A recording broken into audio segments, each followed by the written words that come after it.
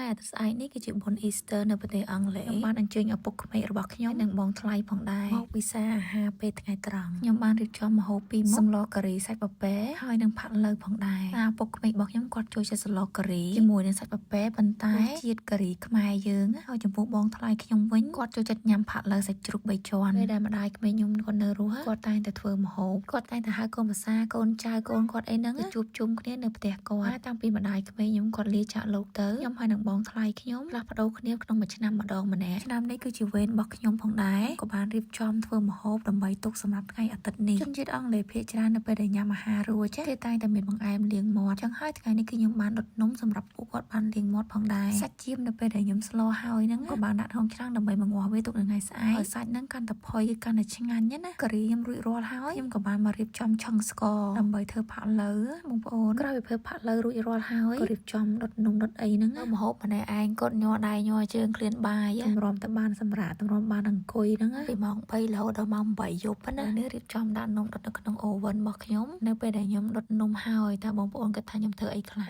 បាយអត់តែ5ស្ព្រាឥឡូវមកអីណាដាក់មួយកែវដើម្បីបំបត្តិ stress ជីវិតមួយនេះតើតើយើងចេះរកសេចក្តីសុខឲ្យខ្លួនឯងដូចខ្ញុំអញ្ចឹងណា